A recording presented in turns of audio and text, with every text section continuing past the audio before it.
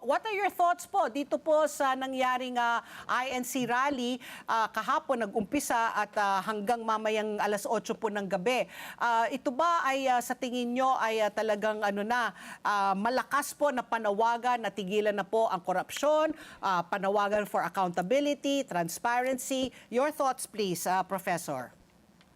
Well, alam mo Pat, una-una gusto kong congratulate ang INC. Nakita natin talaga napaka-importante na yung disciplined approach to protesting.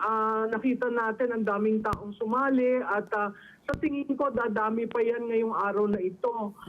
Yung paghahayag ay lihitimo yan. Oo, merong mga naipit siguro sa traffic mismo naipit, pero alam mo ang paglaban para sa tama at patas ay sakripisyo talaga, sakripisyo sa lahat.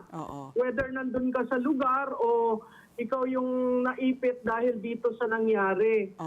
Natutuwa ako at nagkaroon pa ng another chance, no, para ang taong bayan ay magsabi ng kanilang imutok dahil dito sa ginagawang pati mga kaso binubudol nga, no?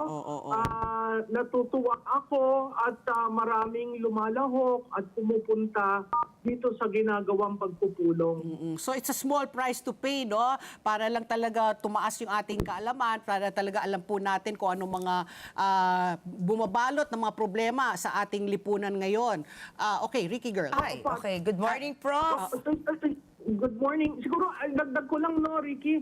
Yung kasing ginagawa natin, siguro sa iba, sakripisyo, abala. Pero tandaan natin, hindi naman para sa atin ito, para ito sa kinabukasan. Sa susunod na salinlahi, napaka-importanteng ipamana natin ang Pilipinas na maayos. Small price to pay. Halimbawa, kung may trahedya nangyayari, Prof, no, tsaka Pat Pino, reklamo tayo ng reklamo, na walang kumikilos. Ngayon naman may kumilos, reklamo tayo dahil sa maliit lang na inconvenience sa traffic.